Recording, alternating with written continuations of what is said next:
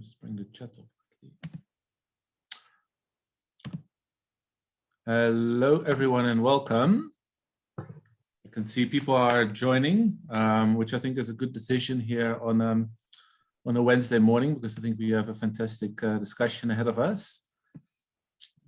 Before I kick off officially, we'll wait for a few more people to join. Please hop over to the chat panel and then go down, set your setting to all panelists and attendees, so you can chat to everyone who's here, and introduce yourself. Let us know who you are, what your name is, where you work, maybe what your expectations of this particular webinar is. Expectation is, and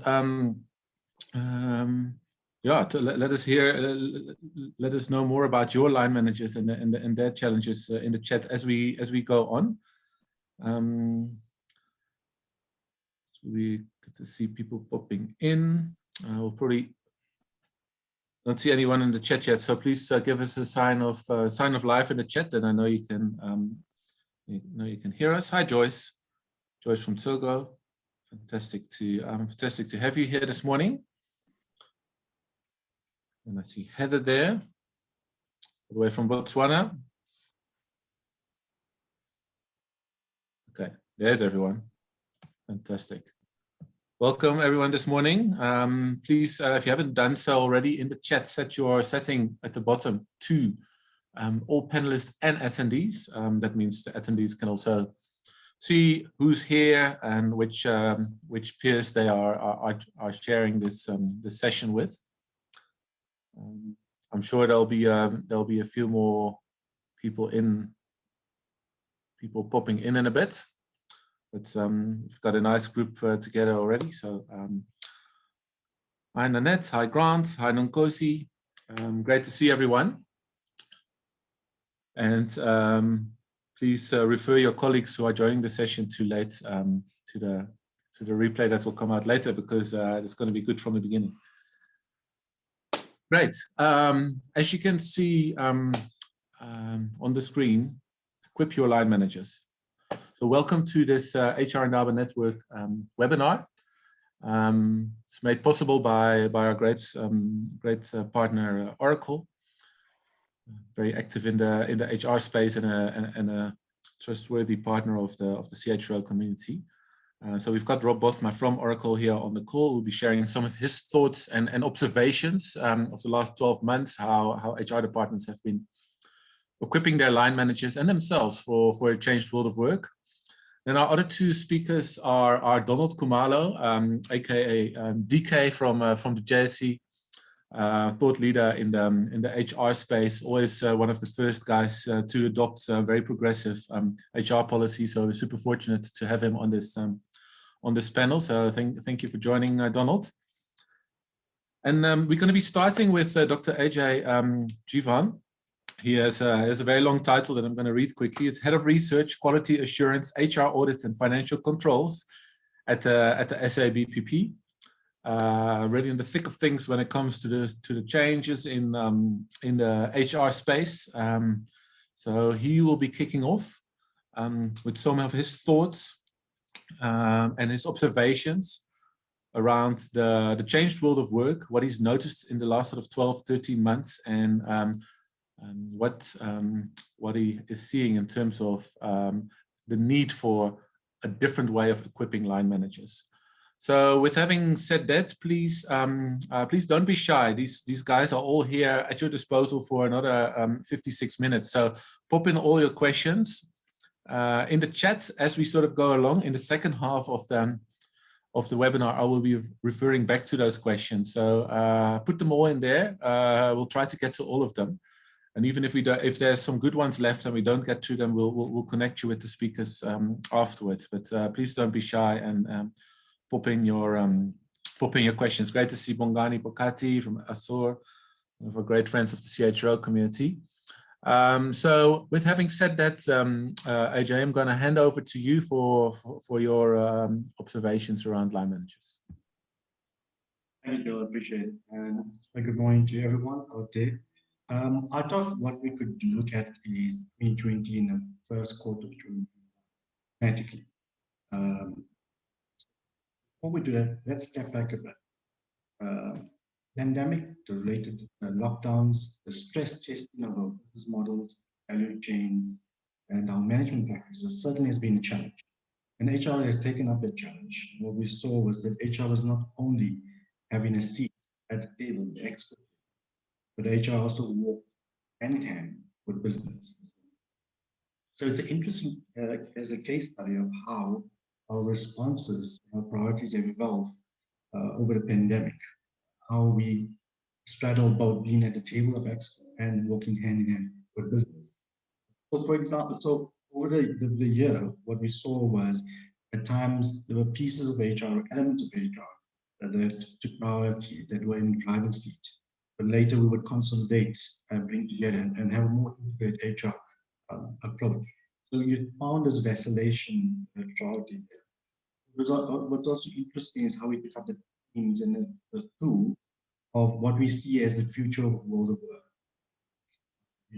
You know, last year we had all these discussions around the new normal, the great reset, and the future now. So today we are straddling the present, looking at business, but we're also looking at the future now in terms of how we reimagine the business.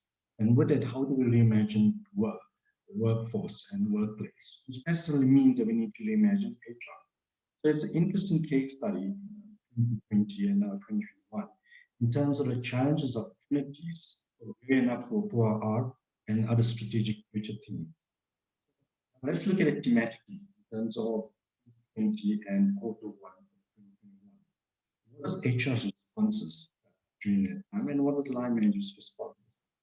So first, if you remember March and April last year, there was an immediate reaction of contain and defend, focus on compliance. It's compliance to the acts and legislations, for example, occupational health and safety, labor relations, but also new regulations, they're evolving. We're looking at risk and safety. How do we segment our workforce in terms of this? Efficiency, business continuity became priority. What we need to focus on in immediate reaction. So we're looking at what needs to happen on site and what can happen off site. Off site, you saw developments in terms of the take up of the discussion on digitalization and the digital workspace. At first it was a contingent measure, but later on we started seeing the potential there. So we saw these huge debates around remote work, the possibilities of potential remote work. Even saw debates around remote and global talent and being able to do global talent. So that was summarized by terms such as the new normal, the great reset, which experiment would we have taken. And as the year evolved, what I see, Joel, that my sound is not great. Can you hear me? Yeah, so we can hear you, but it's like the sound dips all the time, Ajay. So I don't know if you've got another, if you've got a microphone close by, or if you can maybe just speak a little bit closer to the machine. Otherwise, can you hear me now? Yeah, that sounds good. Maybe just also speak up a bit. So. Okay, not a problem. Thanks for it. So the first one is where we looked at the immediate reaction was contain and defend. And then we moved to in terms of how we can manage work offsite. What can we take offsite and what can we manage offsite? That's where digitalization and the digital workspace, the whole debate around it and remote work came to the fore. So as I said, the new normal, the great reset. As the year progressed, we had high expectations now of the digitalization workspace. But now we see the debate was framed around digital fatigue. A lot of times you saw last year, people talk about Zoom fatigue and Teams fatigue, remote loneliness and fragility. But what we also saw was that now HR is starting to look at, hang on, we need to focus on the blended workforce all together. We can't just focus on remote, focus on all segments of our workforce. So you saw this the revival of debates around well-being, productivity, and employment engagement. How do we put all that together? So at that point, people asked, is the digital bubble bursting? Laying the foundations for a new reality? Are we building towards a new reality? And that's where you start seeing HR now looking in an integrated fashion. How do we bring together these different elements of HR? And we start reimagining our HR value proposition. So before I talk more on the HR value proposition, let's talk about line management. What is happening with line management? What were their responses and how were they responding to HR was doing? Line management initially, in terms of the contain and defend, which was early last year, they were looking at segmenting the workforce, who's critical, who's essential, and where the risk lie. And most of it was also looking at costs, personnel costs. We had debates around retrenchment and Section 189 that was happening there. As they were looking at, well, now what are the contingencies and business contingencies we can think about and moving offside, line management was focusing on equipping staff in terms of providing the infrastructure for remote work. Now, although we were equipping our staff, what the line managers and employees were not prepared for was working. Although they could manage it.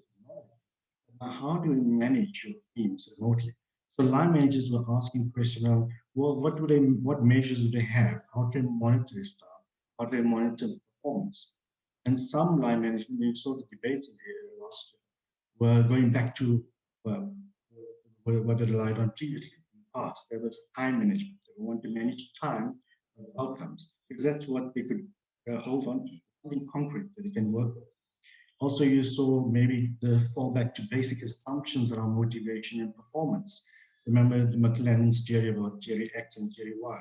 So he had his basic assumptions that if I don't see my staff, they're not working. You know, the whole theory X that staff are lazy, need to be micromanaged and managed externally.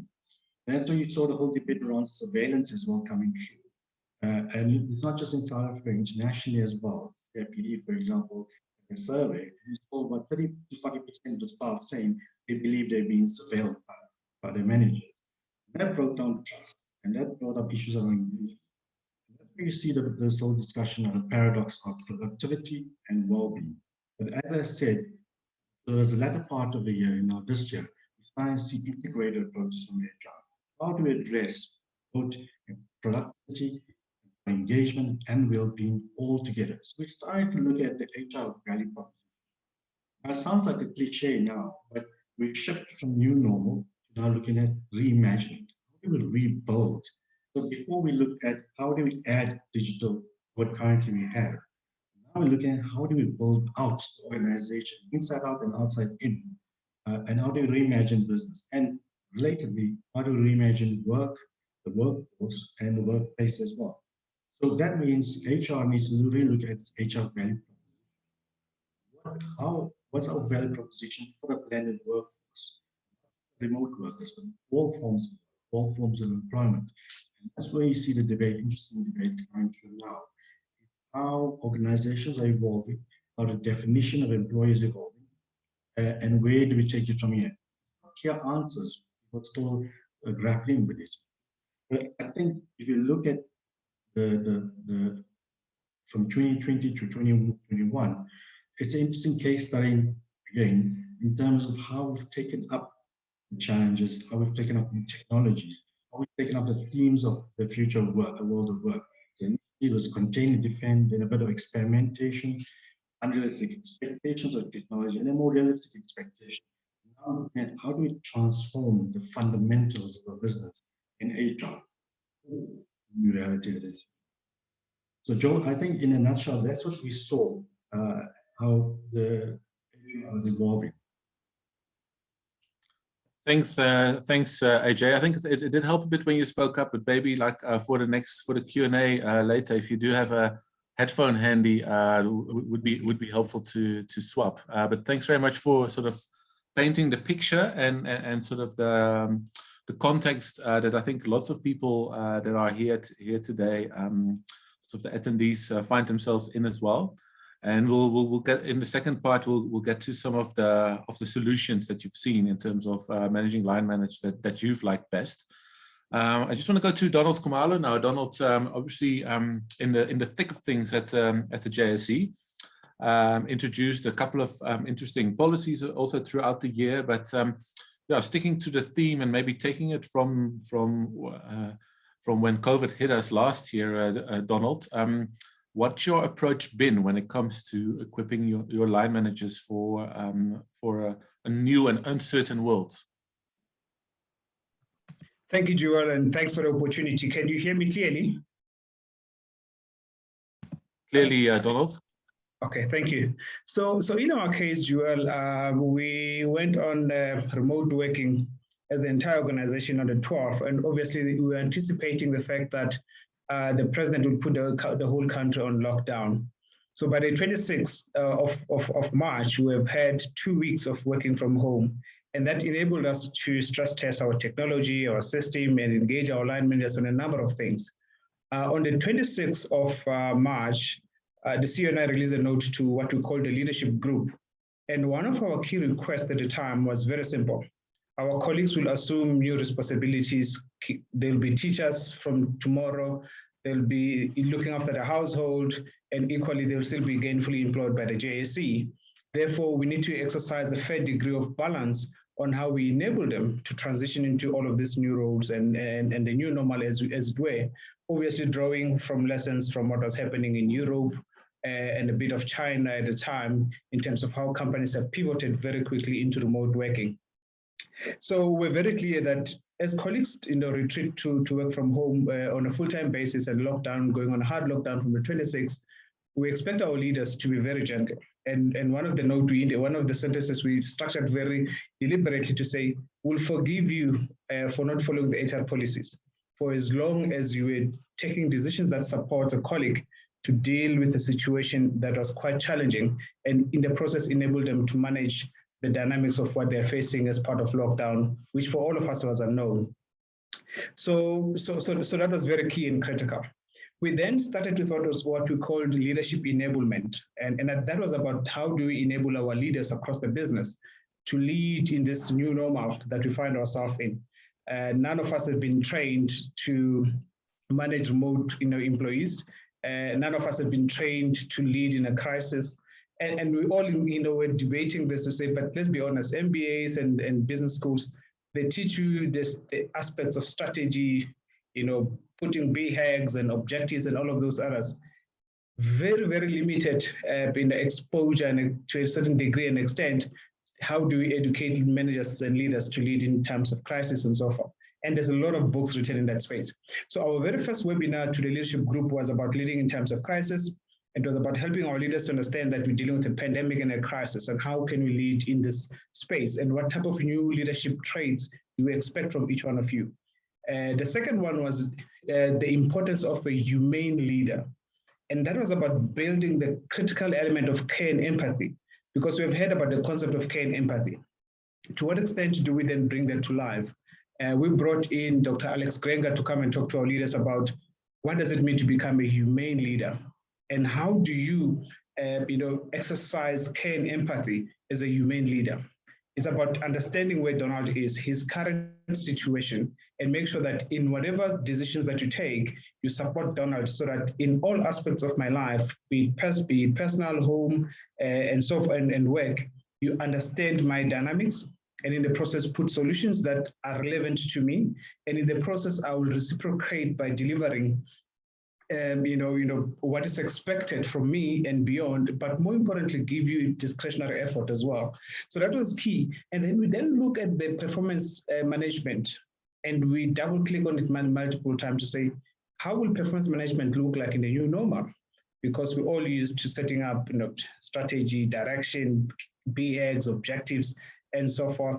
And we sit face to face, we go through on a quarterly basis, reviewing performance management, or on a continuous basis as it is, and so forth. And then we said there are two things that's going to distinguish how we manage performance moving forward. Is trusting the fact that colleagues will invest time, energy, and effort to deliver into our broader objectives. And the results are speaking volume. And we started seeing the results coming through. We didn't see any dip in operations. We didn't see any challenges from that perspective. So there was a big trust factor. The second part was about the output base in terms of performance. Say, look, in reality, it's about output.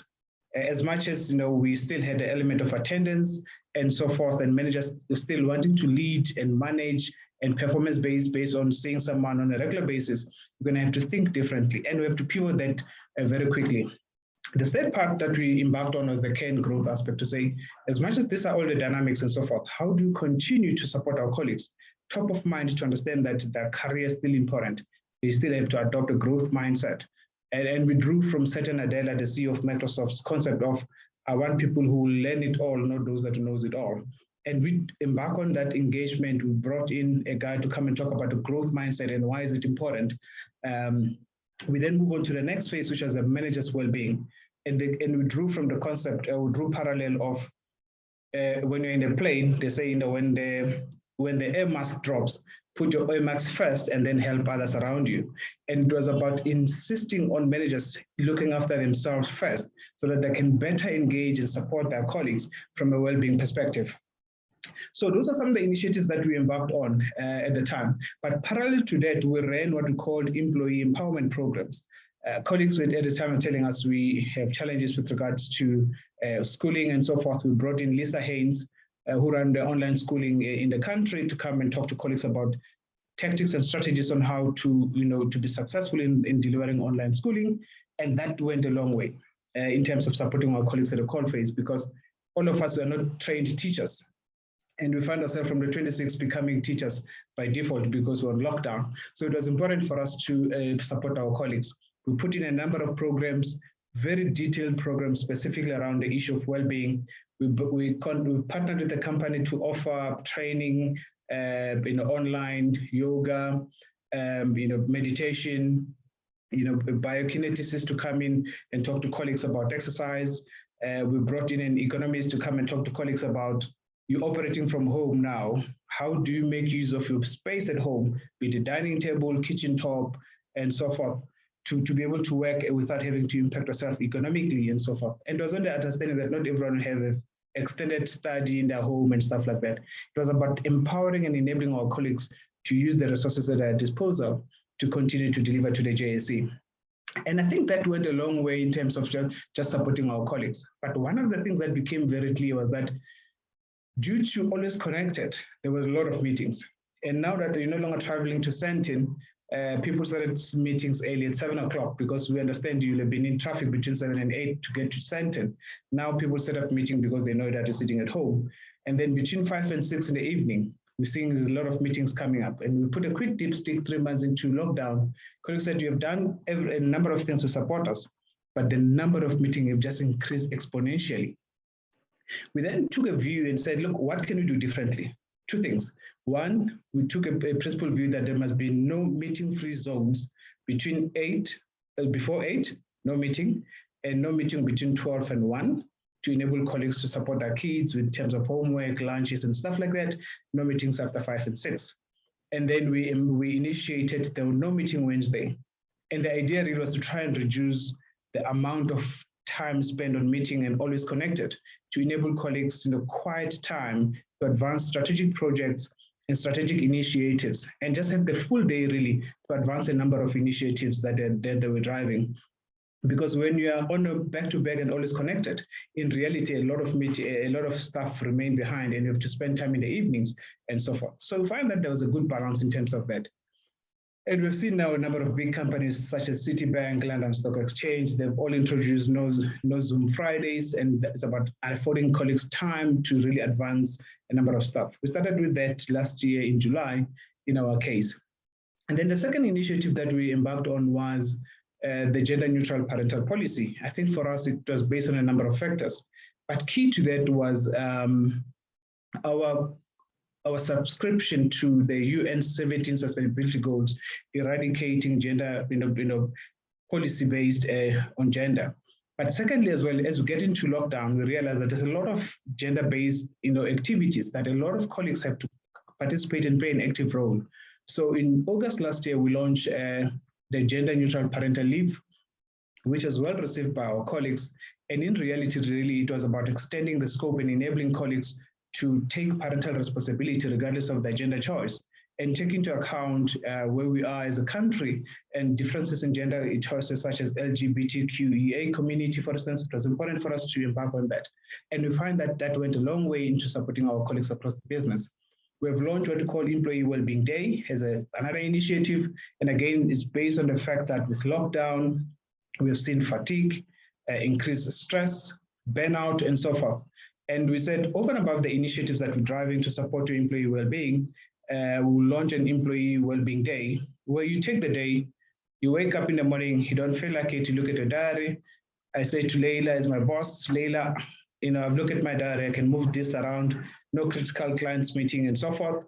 I believe that I can take this day just to go and rest, reset, recharge, pause a little bit, and just look at my well-being and so forth. So we've launched that. That's currently taking place. In fact, we launched it on the 1st of April, which was last week. When I introduced it to colleagues in the business, they were saying, Donald, are you sure this is not April Fool's joke and so forth? I said, this is a real day that we're giving it to you. It's not part of the annual leave that you get and sick leave and so forth. It's a day that you can take at any given point if you feel like you're on a verge where you need a break and so forth without having to take leave. And then the last two things we did was we then launched what we call the 10 dimensions of wellness. And again, that was very critical about supporting our colleagues in the business. We overinvest on issues of gym and eating well. And if you look at the 10 dimensions of wellness, there are critical components of wellness that we tend to underestimate. And that is why we're seeing a spike in areas such as mental health and so forth. And we're saying to colleagues, apply yourself holistically across the 10 dimensions of wellness. As part of launching that, colleagues can assess themselves, where they are, and they can assess how are they doing in regard to a particular dimension, and then they can invest time, effort, and energy and use the resources available to improve themselves along those areas where they've either underinvested or an area that requires attention with regards to where they are. And that for us was very key. Over and above that, I think we have driven a number of initiatives supporting our colleagues, driving a number of empowerment programs across the business. And I think for us, managers play a critical role in ensuring that we have a workforce that is effective, a workforce that can deliver to the JS's objectives, but more importantly, the leaders must play an active role. They must lead from the front, they are fully empowered, and part and parcel of us saying, you can break any other policy for as long as you support our colleagues, who is about the psychological safety and empowering our managers to lead and make decisions on the fly, knowing that as and when they're supporting their colleagues at a personal level, they will still reap the benefits at a corporate level in terms of the discretionary effort they'll get back and so forth. And I think that has been very, the critical components of what we've plugged in to support our colleagues in the business. Joel, I have a long laundry list of things I can share. Maybe let me stop here for now, and then I'll come back later when we get to the discussion point. Yeah, great, Jan. Well, I'm sure we'll get to some of that laundry a little bit further down the line. Donald, thank you so much. And when listening to Donald, I always worry that everyone listening in the attendees is busy applying for jobs at the JSE, because so there's some amazing examples.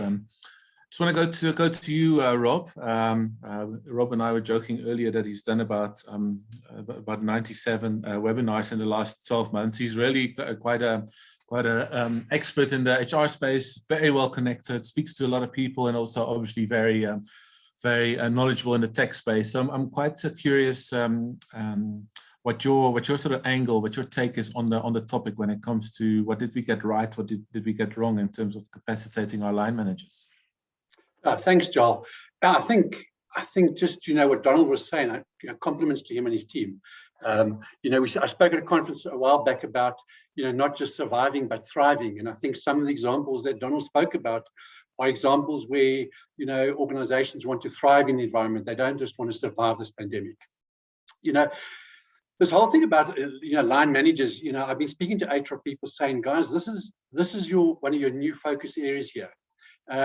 Traditionally, I don't believe line managers have done particularly well when it comes to managing talent and managing teams. And I can understand why. Their focus is to get projects completed on time, meeting revenue targets, managing costs. That is their primary focus. And often things like performance management, they were seen as something that HR required. So I often ask organizations, ask HR teams, do you ever send out emails to your line managers saying, guys, don't forget, on a certain date, you need to have all your staffs need to be ranked, self-assessments need to be complete. We need it sign off. And that was all linked normally to a payroll date, because the 3, 4, or 5 I got on a 5-point scale was linked to my increase. And I used to say, guys, this is compensation management. This is not performance management. Now what's happened, of course, with the pandemic, it's become a lot harder for line managers. So they were struggling in an office environment where they had their team around them, so they could do certain things. Now in this environment where people are working from home, line managers are struggling because I don't believe they're really that equipped to handle it. And I'm saying to HR teams, this is a really big focus you've got to have here, is empowering these line managers. How do I have that difficult conversation with an employee? I've got an underperforming employee, in the office environment, pull him to the side, pull him into a boardroom and have that hard discussion. Now I have this hard discussion over Zoom, and the guy's kids are running in and out his study because that's how his environment looks. So there's a lot of soft skills as well as hard skills that managers need to be equipped with. And one of the sort of inhibitors has been around the solutions that they've got to use. Often the systems were antiquated technology, they were difficult or cumbersome. There was a whole lot of steps I had to go through in order to use the software, especially working from home. And I think from a technology point of view, cloud-based technology has changed all of that. I mean, a cloud-based solution doesn't care from where you're signing on. Yes, I need to have security around internet connectivity and that, but that we have anyway, whether we were doing internet banking or what we're doing. So, and then the drive with sort of technology is make the technology in line with what people are used to. With the way I interact with my banking app or my medical aid or Netflix, that should be my experience I should have in interacting with an HR solution. Because what actually happens is when I start using a system, it's easy to use, then the system starts growing. Otherwise, the system starts dying. If I look at an example of an employee looking at a training plan or looking at training collateral, the experience they have should be the same as a YouTube or Netflix type experience. That's really what you want your employees to experience, that it becomes something they want to do as opposed to being told what to do. I mean, if I look at it from a COVID point of view, one of the things we have found is many organizations have frozen recruitment. So, they've just put a hold on it. We probably find that's starting to open up now. But essentially, managers have been asked to get the job done with less staff. And they're now struggling to do this. Now, I believe this is really where it's key that managers are able to put their finger on the pulse with regards to talent in the organization.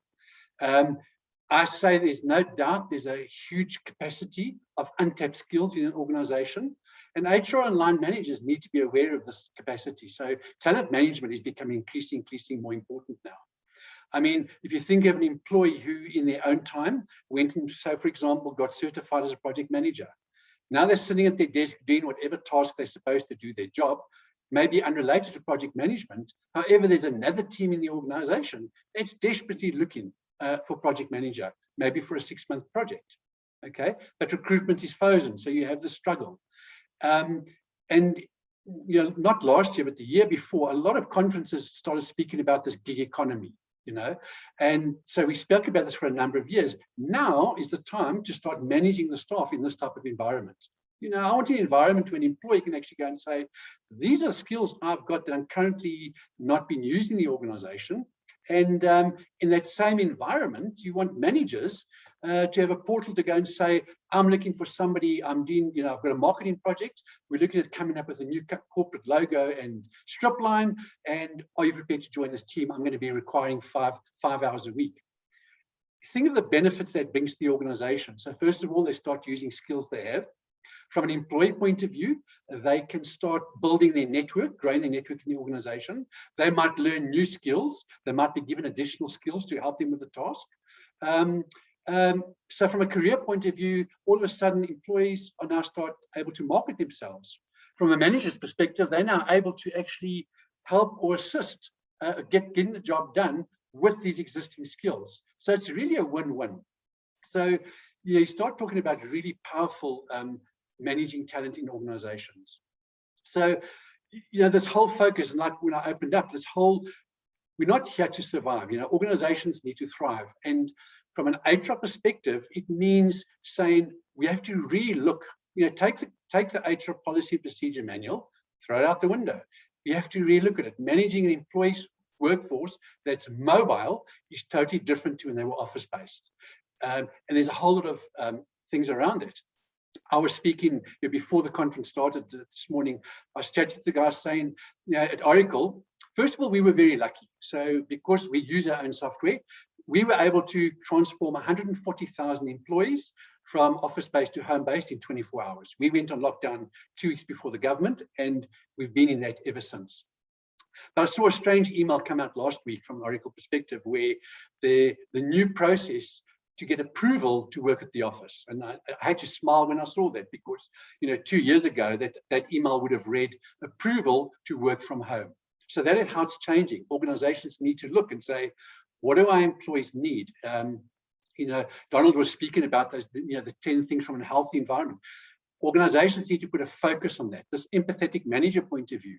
I'm working from home, things are happening at home. If my geyser bursts and I've got a critical meeting, my mind is on getting I need to get the geyser fixed because there's water running out. And people have to start thinking about those things. I'm no longer isolated in an office environment. So it's this holistic view of how we're doing that. But HR's role is pulling this all together and saying, as an organization, how are we going to gear our organization? Whether it's in recruitment. I mean, if you look at how recruitment has changed, many people, I've been assigned as a buddy to a new employee at Oracle. He's never met anybody. He started work a month ago. He's never met anybody at Oracle face to face. His whole process was done remotely. So processes have to change to do that. So, I believe, in summary, line managers, they're trying to do their best. But in this mobile environment, I really think there's a focus from HR that's needed to actually come up with systems that are actually going to help collaboration and sharing in the organization, and actually help line managers perform these tasks which they traditionally weren't really good at, which is performance management, career succession planning, or learning within the team and all that. Those are all done as a secondary thought. It's become far more important now to managers to actually start managing these things properly. And therein lies sort of one of the new roles of HR, in my opinion. Thanks, Joel. Yeah, thank you very much, Rob. Awesome sort of summary, and also a call to action almost to HR to step up in times of crisis. Almost like your time is now is pretty much what you're saying. Which is important to note. I think in the chats, a few people are saying, Grant brought it up in Manavriti and agreed, sort of saying line managers already weren't equipped for their roles before COVID hit. So I want to ask AJ about that, but I first want to share a poll quickly, which is basically along the same line. So it says, I've launched a poll now for the attendees, and it says, were your line managers equipped to deal with the requirements of managing a remote workforce? And the possible answers are no, and it's still a battle, or initially not, but training got them up to speed quickly, and or yes, it was a seamless transition. And if none of those answers fits, please pop your sort of experiences in the chat as well, so we can sort of look at that. Let's keep voting, and I wanna pop that to Rob and Donald just now. But AJ, let's check in with you. And I see you've got some beautiful earphones there. Do you agree with Grant, who says, listen, line managers were already battling pre-COVID, all the pandemic has done is sort of put a magnifying glass on that role of HR that Rob has just outlines. No, I would agree with it, and I think you'd have to look at. Bill, can you hear me clearly now? Yeah, a little bit softly, but it doesn't break up. So yeah, just speak as loud as your neighbors allow. Okay, no problem. Okay, so I think we need to look at organization to organization, but COVID, the pandemic has shown a lot of the fault lines in our organization. So I think what's interesting to look at is what was espoused and what was enacted. We may have all these beautiful policies and have all these programs that we talk about what our leadership is going to be like, but what actually happens on the ground may be something completely different. So I think what pandemic and other crises do, they show up realities in the organization. the contrast between what we espouse, what we say we're doing, and what we're actually doing. The other thing around we look at COVID now in terms of management. I think we got to ask ourselves, what are the outcomes for leadership? What are outcomes of management? Has it shifted fundamentally the outcomes? Or is it the context has changed? The way we manage and lead is different, but the outcomes are the same. The outcomes are still, as Rob pointed out too, the talent, managerial talent, driving the organization forward, delivering value. So I think it's interesting to look at, are the outcomes shifted fundamentally, or are the outcomes the same? The context has shifted, and how we deliver on those outcomes have shifted. So for example, if we look at the SABPP HR standards, it lays out the outcome. What are good practices in HR? But our thoughts are, and we'd like to see the debate with the audience, is that the context has shifted. Now, what does it mean for the outcomes? How do we engage with those outcomes in a different context and how to deliver them? So I think Grant has a point. COVID has shown a lot of fault lines in our organizations, in our industries and economy, but also now it's created its own fault lines as well. So yeah, Joel, if I may just come in there on the point raised by Grant, and I think it's a point well made. Our managers were technically inclined, and all they focus on was the technical capability and ability to deliver to the role. And what COVID has done really, and it talks to the concept of what we introduce, how to be a humane leader, is that we're finding that at the call phase, managers are starting to take a step back, setting the direction, team meetings have clearer objectives, one-on-ones are more meaningful. It's no longer just a quick one-on-one. It starts with the person, it goes to the job, and then transition gradually towards conversation of the technical delivery and so forth. And we find that that's the part where managers have had to quickly go back and pivot very quickly. The second part of what we've done at the JSC, which talks to Grant's second point about purpose, is we've introduced what's called Proudly JSC, not with a sense of pride and arrogance. It was about taking a step back to say, what's our vision and purpose as an organization? How can we get you as leaders across the business to reignite the key elements of why people work for this organization and be drawn so much to the purpose of the organization? And how do we reposition our EVP, because we play a key role in the country at large and so forth. So we are helping our managers to make sure that it's not about me, a manager, and then you have to deliver X. I must tie why you must deliver X because there's a greater vision and purpose behind it and so forth.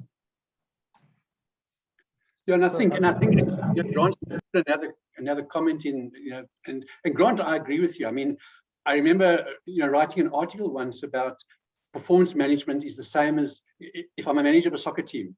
If my soccer team is playing poorly, I don't wait till the end of the game and say, guys, you played poorly. I substitute people immediately. At halftime, I have a pep talk. I need to win the game. So this whole stagnated, every 6 months, your manager will have a discussion with you. And it's this, I agree with you, that is gone. And why I say that, I mean, if you think about it, it's actually quite, when I get employed in an organization, they look at all my strengths. I saw a really good meme the other day, as an employee, I can buy a house for 3 million rand. I can buy a car for 1 million rand.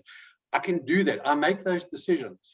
I get to the office and I want to buy a 500 rand headset, and I've got 7 levels of approval to go through. So, there's a comment above this negativity in organizations, all that. Well, now's the time to start trusting your employees. Oracle's got a great saying, and our management team really sits by it. You can't learn if you don't make mistakes. So there's not this fear of I'm going to make a mistake. If I make a mistake, I must learn from it, sure. And and it's this whole trust. When you start trusting employees, placing that trust, I've been given a job to do. Working from home does not mean I sit at my office desk at home from 8 to 5, because that's working in an office. That's not home working. Home working is which hours suit me best to get this job done. I'm lucky my kids have grown up, but I can imagine parents. I mean, the whole idea of working from home is from 2 to 4, I'm unavailable because I'm doing things with my children. But guess what? From 8 to 10 tonight, I can actually complete that report for you. So don't schedule a meeting for me between 2 and 4 because I'm actually not available. So it's that mature mindset of saying, I know my employees will get the job done. Let me leave them and let them get the job done. And I think that's the key in getting back to motivating your staff. Thanks, Rob. And I'll have my own question about trust if we get around to it a little bit later. I just want to look at the poll results because this is a data-led webinar, as we call it in HR. So the question was, were your line managers equipped to deal with the requirements? And I think this is not a surprise. 56% says no, and it's still a battle. 34% says initially not, but training got them up to speed quickly. So that takes the number of no's to 90%, just to add those two up quickly. And most of them still don't have it right.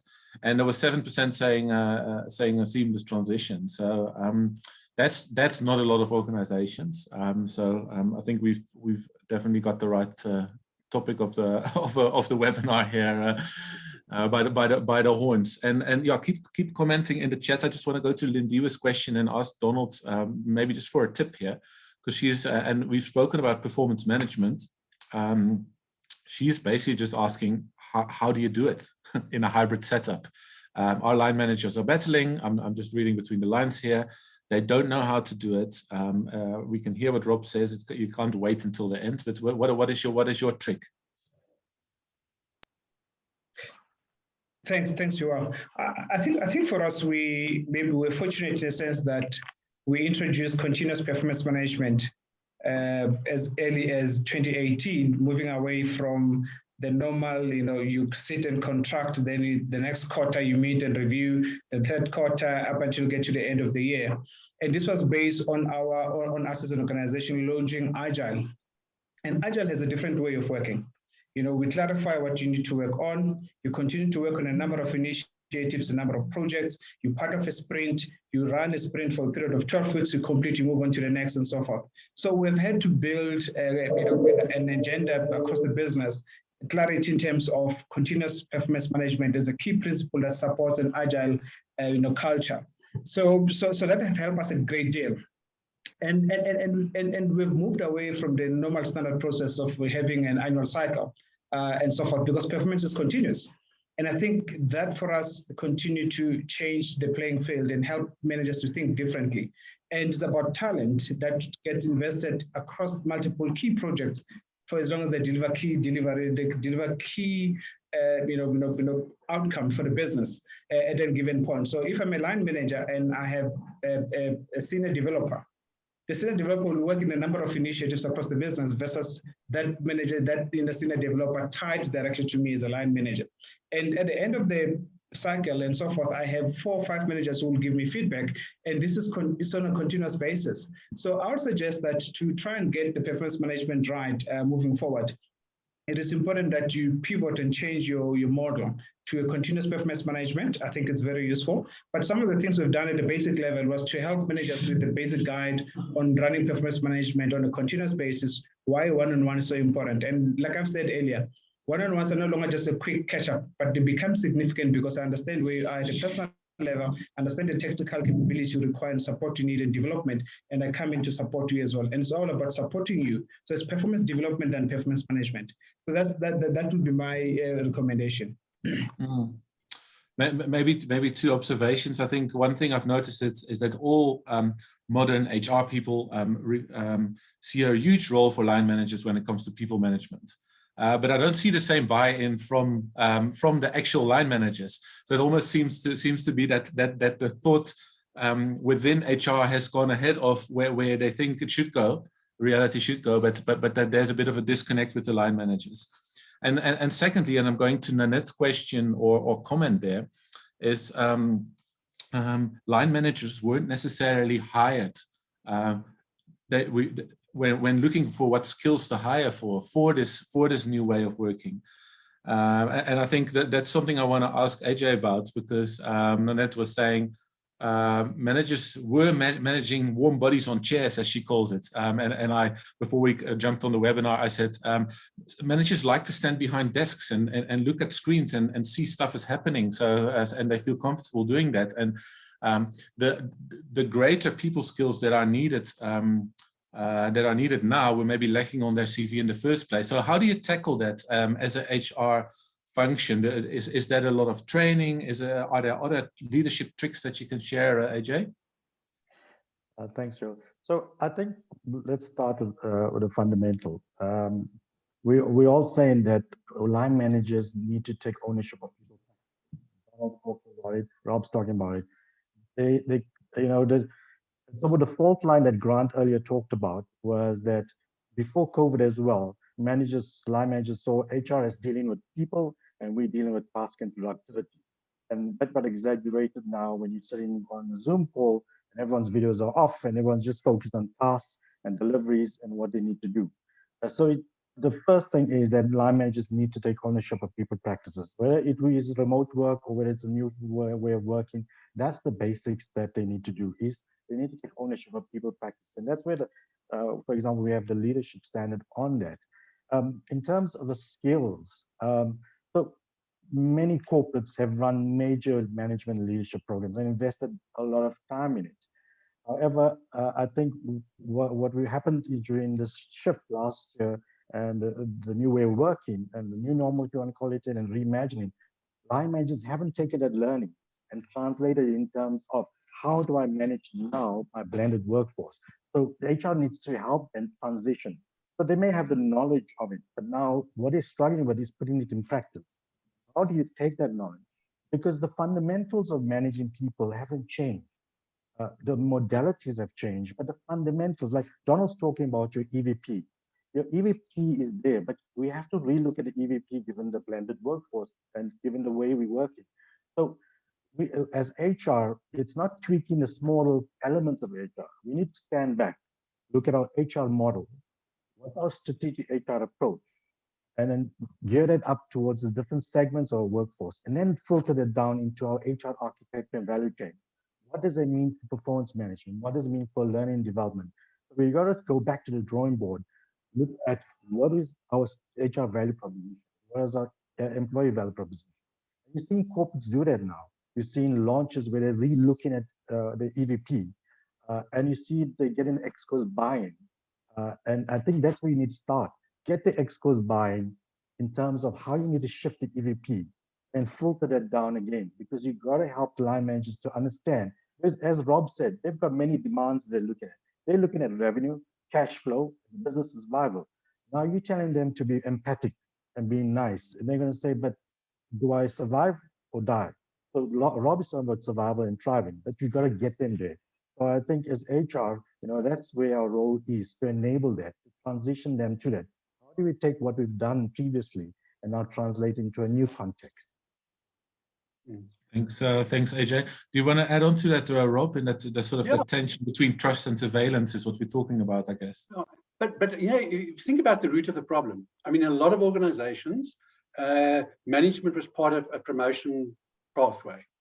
So, as a technical specialist, I had a manager who wasn't particularly good. All the company can do for me is to promote me, is to make me a manager. My poor model is the model I base myself on. And managing people, all these skills. I mean, from an Oracle point of view, you have two paths. You have what we call an IC path, which is really independent, or management path. I don't have to become a manager at Oracle to move up the scales, etc. And I think a lot of organizations need to start thinking about this. Management skills is I can manage, I can deal with people. It's like leadership, we all know the difference between leaders and managers, but it's the exact same thing. You can't just say, take the best technical person and make them the manager of the team. It's like a recipe for disaster. And like we were saying earlier, this has become more and more apparent because the pandemic has shown us these certain weaknesses.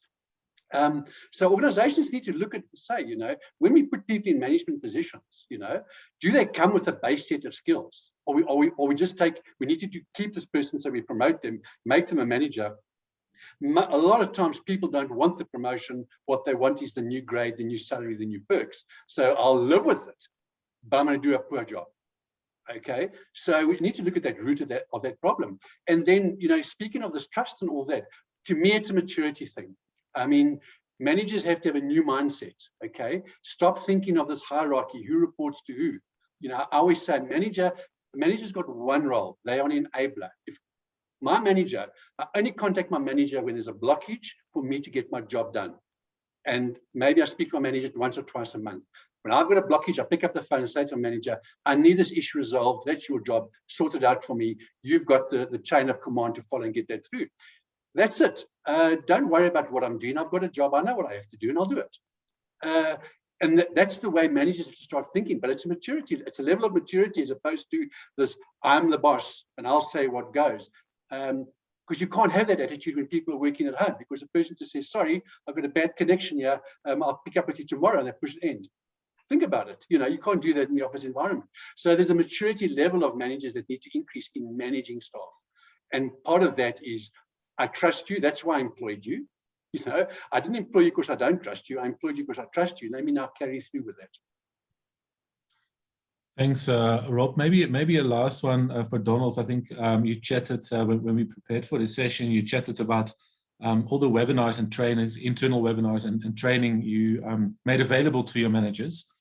And I recently had a chat with a FD who said you sort of have to make those trainings as important as the day job. Otherwise, people will do the absolute minimum. If they need to earn points, they'll earn the minimum of points or whatever the system is, and they'll tick those boxes, but they don't actually pay attention. What is your strategy when rolling out all those programs that you put in place to equip line managers? How do you make sure that people consume it and act based on those trainings? So thank you. I think one of the things is to sell the extended benefits that they will derive out of the program. And one of the things we did at the beginning was obviously to package the program in a manner that's meaningful, explain the objective of why they should attend and the value they'll derive. And then we package tools to support them. To give you an example, we just ran in the last webinars that we ran, that was at beginning of March for managers. That was about career development, because it has been 12 months on lockdown, and we've been focusing on empowering them with the rest of the other tools. And one of the key conversations that was lagging was career development, and how to help colleagues to repurpose and pivot their skills is so that they remain relevant in the new normal. And part of that was to put together a package for the managers, which is a tool, what we call a toolkit, career development toolkit, which enables them to have meaningful conversation in terms of career, the career conversation they should have with their colleagues. And I think for us, what has been the benefit throughout is the fact that whoever we engage to support us must bring in a toolkit that support our managers. And when you look at our info depository, we see a lot of managers accessing it, going back there, downloading the career conversation in a template to go and help them to engage better at a call face with their managers, with their employees and so forth. So I think what's important, sell the benefit, let colleagues realize the value, support them with a toolkit, because remember, to the point made by Rob, this is a technical specialist or AJ. They're worried about finance, they're worried about EBIT margins and all the other stuff and so forth that all of us should be worried about for the health of the organization. But as finance specialists, they don't have time to go and craft a career conversation toolkit. So we support them with that so that they can enable them to have meaningful conversation and derive value out of it. Thank you very much, Donald. Yeah, and thanks, Rob, AJ, and Donald for the amazing insights. I think it was a really rich session. Lots of different angles on a very pertinent topic, and I think that the topic, as we saw from the poll, it's a topic that the majority doesn't have right yet. So I think it's probably a discussion that we're going to have again in a couple of months' time, and sort of maybe go back to this discussion and see what's the journey been. Have we learned? What are the pain points now? So I really want to thank Oracle for making this session possible. We can't do this without partners, so thanks Rob and colleagues, and also for your insights. Thanks Donald and AJ for your time, and thanks everyone for showing up and engaging in the chat and all your great comments and questions. We've got a bunch more webinars ahead of us. So here's one on the 14th of April. You can head over to chro.co.za/events and sign up for this one if you haven't yet. It's about the long COVID challenge. We spoke about that a little bit today. COVID is not going to be gone in a few months. So some insights there from Dr. Salim Ahmed and Mena Sachs. And then Zero Talent Waste with HFM Talent Index is going to be on the 15th of April. So these are back-to-back, 14 and 15 April, both at 11 o'clock. So once again, head over to chro.co.za/events and you can sign up for these ones so you don't miss a thing. Thanks again, everyone. Have a lovely Wednesday and we'll see you at the next one. Thank you, Joel. Thank you, everybody, for attending. Bye-bye.